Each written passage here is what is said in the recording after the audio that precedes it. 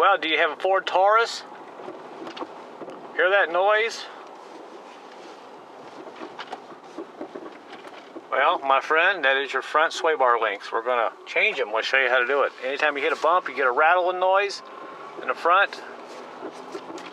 Hear it? It's pretty bad. All right, we're going to change it. It's pretty easy to do. Oh, that was even worse.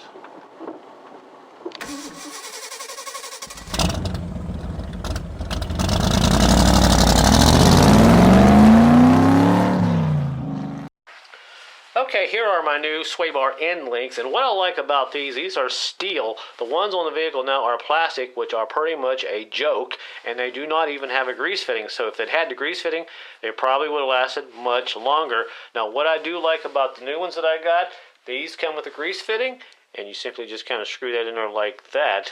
And when you grease these will last much longer, and you will not have any squeaking noise down the road. Now, I picked up both of these online, believe it or not, including free shipping for about $19.50. It's simply amazing what you can find online when you get on there and search for something you need nowadays. Now, the vehicle that I will be replacing my sway bar end links on will be my 2000 Ford Taurus. The process should be about the same for all vehicles, but please do some research before you just dive into the project. For me, I should just need some metric sockets and wrenches and perhaps a small breaker bar to help release the outer sway bar end link. Okay, first thing is first, safety. We've got to go ahead and block these wheels because we don't want you to end up being on the 6 o'clock evening news finding out that your vehicle ran over you. So this is very important. Step number one.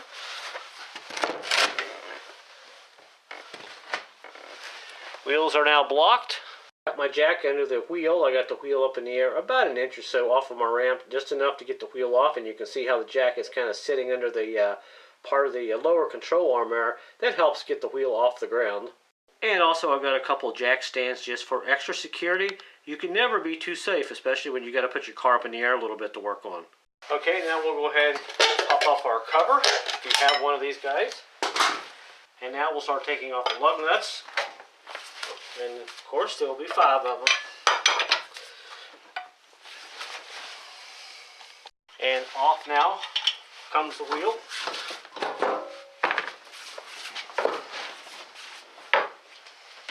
And now we have direct access right into our outer sway bar end link. Can you say catastrophic failure? Look at how that boot is trashed. And check this out. I don't think it's supposed to do that. You can see the ball there. If I zoom in there a little bit, we're not supposed to be seeing that guy up there. And there's what's left of the sway bar link. So these are trashed, and I'm glad I'm replacing them now because they will definitely take care of my noise that you heard in that video. Now, since the bottom of this is already loose and everything out of the knuckle that you just saw, I've decided to go ahead and try to get this top bolt out, and I'm using a 8mm little 5-point socket there, and I'm using an 18mm to grab that nut. And I actually put a little grease on there, some PB Blaster. I guess I'm allowed to say that. It's not a product endorsement either. I don't get paid.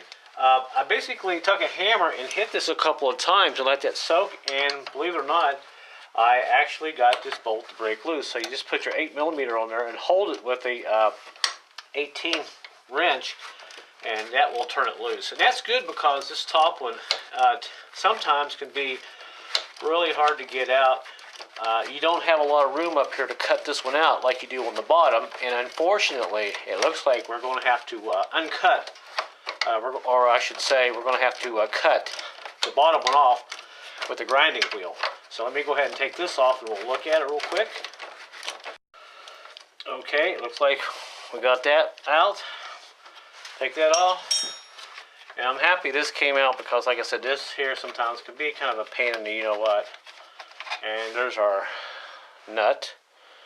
Pretty big nut. And we'll just simply pull the old one out, what's left of it. And look at it there. And not much to look at. And there's what's left at the bottom. So glad I'm replacing that. So now let's move to the bottom and see what we can do down there. Okay, now on this bottom one, what's left of it anyway, I put some PB Blaster on the back side of the nut there. I put the 18mm wrench on it, and I kind of doubled up my wrenches there, and you can kind of see that if I zoom down. A lot of people know this is an old trick. And you don't have a lot of room back over there where this nut is, so you have to kind of work this wrench a little bit differently. So just kind of push down on it, put some weight on it. Here we go. There we go. Hey, it broke loose, so that's good. That's a good sign. Now we can go ahead and see if we can get our 8mm on the other side to hold that. And if we can get that off, hey, this is working out great, because I was really worried that we might have to use a grinder. So that's good. But sometimes, and in some cases, you may have to, because these bolts are on there pretty good, is what I'm trying to say. So yeah, just have a grinder on standby, or even a little saw with some good blades, just in case. Okay, got the nut off. That's the good news. But the bad news is I can't get the rest of it off, so I'm going to have to take the hammer there. There's the what's left of the nut. It's an 18mm nut. So I'm going to have to take a hammer here and hit this and see if we can loosen this up. Oh, there we go. All right. That came out. Now, sometimes you may have to take a socket and put a 8mm on the back of it, like I showed you earlier. And if you have to do that, you have to take a bar and lift up on this a little bit so you can get your socket on the back of this back there, because part of this suspension right there where my finger is kind of hits that. And now we can simply take this out, and how about that? And now we are ready to put in our new outer sway bar end link. So I'm really shocked I got this out.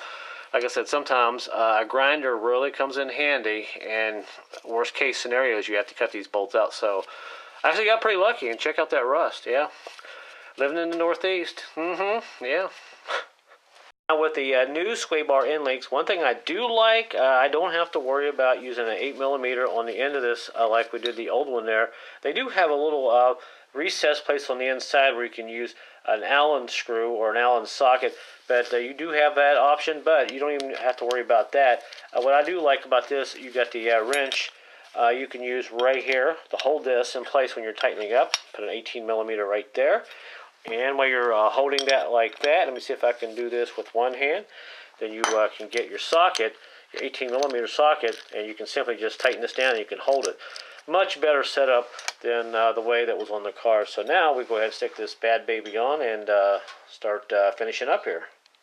Got my top one started. Now the good thing is, like I said, I can put the 18 wrench there and hold that with one hand. And on this side, take my deep well socket. You will have to use a deep well on this side. Stick that there like that. It's 18mm, and just simply tighten her all the way down. And now we just simply torque it down. Once we get tight,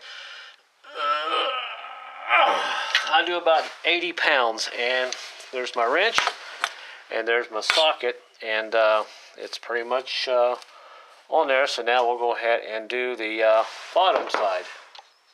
Now on this side, you will need a little crowbar or something to stick in here to be able to push down right here, because we got to get this little stud into this eye there so we can put the nut in. So I'll just kind of do this with one hand. You can watch me, and hopefully my hand won't be in the way. Push down, and there we go. Sometimes it can be a little finicky, but there we go, it's in. And once you get that in, all we gotta do now is put the nut on it and torque it down. Okay, all we have to do now is go ahead and tighten the rest of this up here. And of course I have absolutely no room, so maybe I can do this while you watch. And hopefully you've noticed all my shots now are on a tripod. I'm gonna do all steady shots now on tripods, so I don't have to shake the camera, to make my stuff look a little more professional. If you like it, give me a thumbs up, comment. Okay, that is tight. And that is done. All we gotta do is put our little grease fittings on. And make sure you torque these down pretty good, about 50 to 60 pounds, because we don't want these bolts backing off. If they do back off, if you're driving again, you will still get a little bit of a rattle, so you may have to double check these down the road if you hear a little bit of a noise. And on the top, we'll go ahead and stick our little grease fitting in. Cute little thing. And these are, I believe, 7mm. I thought they would be American, but they're metric, so we'll start that one in. And I got my little tiny socket there to do that with. and just snug them. You don't want them real tight, because you can break these real easy. They are aluminum. And that one's on. And now we'll work our way down to the bottom. Okay. And there is our bottom fitting. And I will kind of come around here to the right and start that one in. And grab my little itty bitty socket. Tighten that down.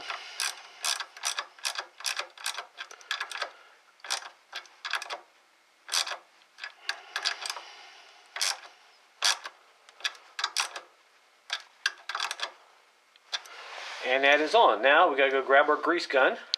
Now we'll simply just go ahead and pump a little bit of grease in there, and hopefully you can still see that because my light went sideways. And we'll just pump it until you see that boot on the backside coming out. See the grease coming out, and that means you got enough grease. And we'll do the one on the top. And I'll try to keep my hand out of the shot. And the idea is you want enough grease in there until it starts coming out around that back boot there, and I think you'll probably see it there any second coming out. There we go, on the bottom there, see it coming out. And that means, my friend, this side is done. And you've saved yourself probably a lot of money by the time you finish the other side. Rumor has it now, auto mechanics get $80 an hour. Unreal, huh? I miss my calling. So now all we gotta do is put the wheel back on, and we'll hit the other side. And looks like we're going to be down here shortly. So it wasn't too bad with a little patience and some muscle and blood and guts. Luckily, no blood. And put the wheel back on. Everything back together the way it was. Will come off. And we'll finish up our last bolt. We'll tighten it down really good. And all 5 of them are tight. Now we just simply pop our cap back on there. And move to the other side. Okay, make sure you have blocks under your rear wheel on the passenger side. Now I got my jack set up with my blocks of wood. I love using blocks of wood. They really help out the jacks. And on this side, of course, I've got my jack stands for safety. So make sure you do that. And now we go ahead and start taking the wheel off on this side. And we'll pop the center cap off on this side. We'll start taking the wheel off.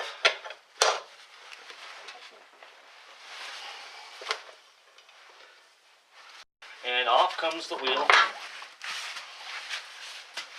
And now, as you can see, we have excess into our passenger side sway bar link. And these are plastic. Way to go, Ford. You rock. Not. Why the heck would you put plastic on the front of a car that demands such high torque and pressure, especially when you're hitting bumps? But these are plastic, and I should not be able to do this. So these will be a thing of the past as we put new ones on. Alright, now as you can see, I get a little bit of PB Blaster on there, and that is my top bolt. And typically I'll just take a hammer and hit it a couple times. Because sometimes that will break the stud loose a little bit and help you break it free from all the rust you see there. And we'll see how this goes. I'll get my socket and a little breaker bar, and we'll see if we can pop that loose. Alright, let's see if we can at least break this loose. One little breaker bar and a pipe, and off it comes.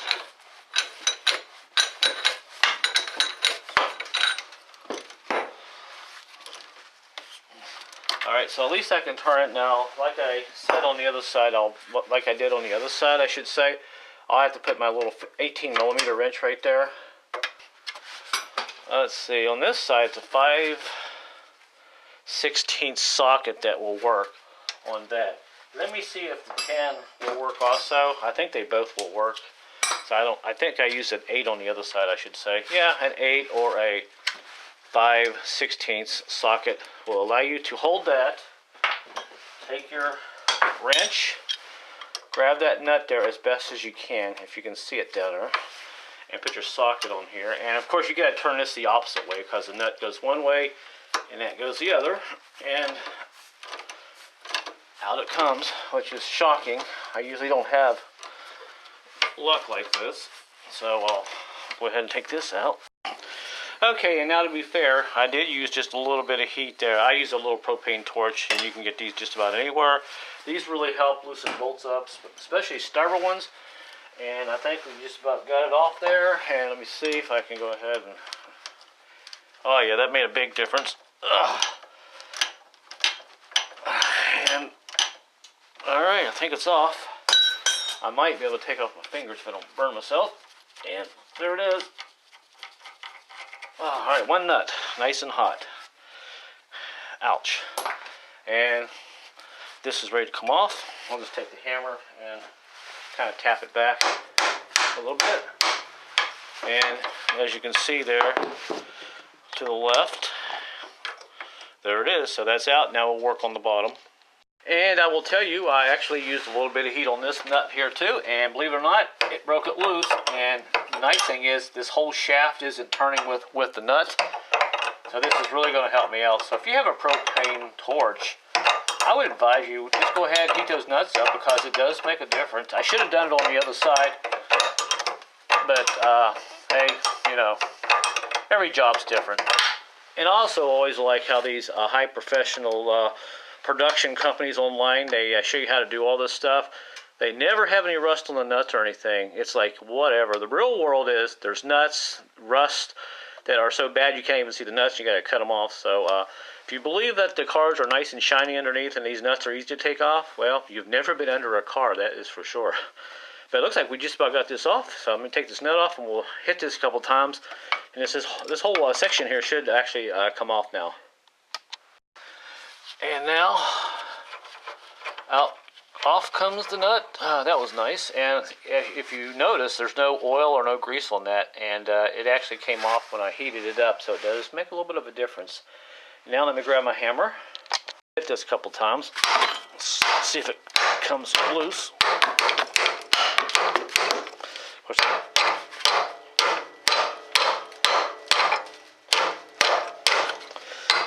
I think it's loose. I'm going to have to move the camera now to get in there and pull it out.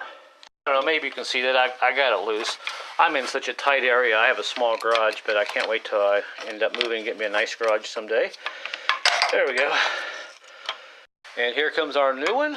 Stick it on. We'll kind of get the bolt started here. And like I said, I really like these because you can take an 18 wrench, hold it right there where my finger is, and put a socket on the back.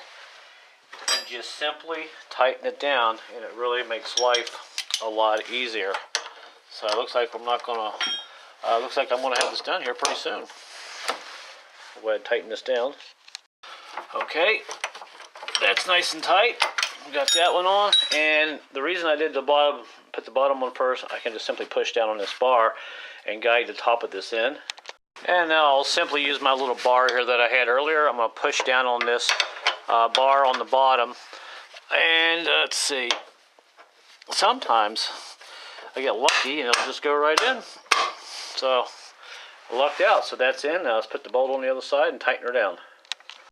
Okay, top of it's nice and tight,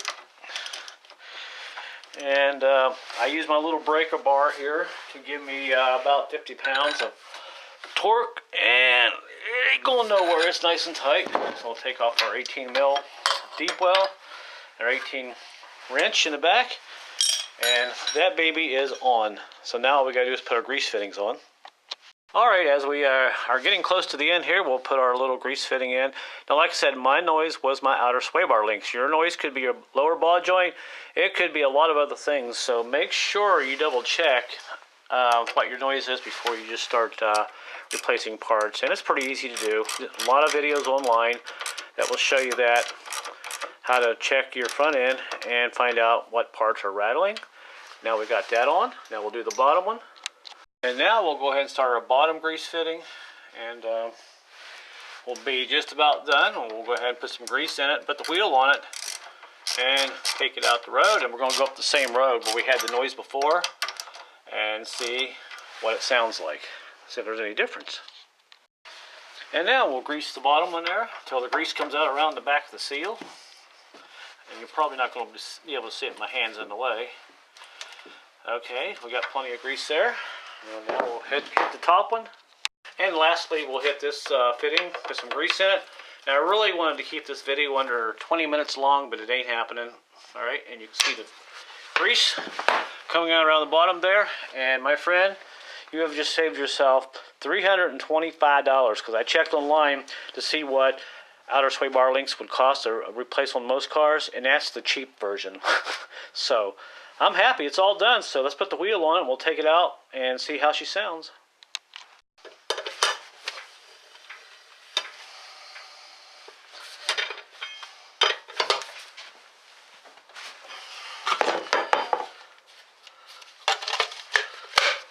Wheels on.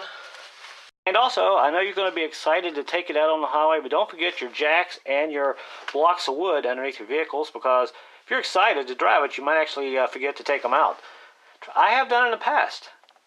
And as you can see, these are the leftovers of my old sway bar end links. Boy, there's nothing left there.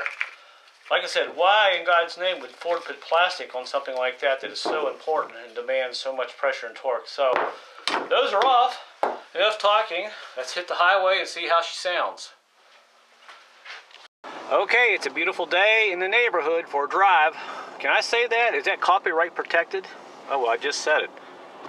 Alright, check it out. Same road we drove on the other day, and that noise is gone. I am happy about that.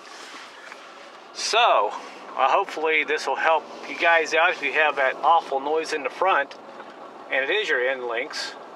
It'll help you, but check it out. It's nice and smooth. It actually feels smoother, and I don't have any big rattles or bumps like I did the other day.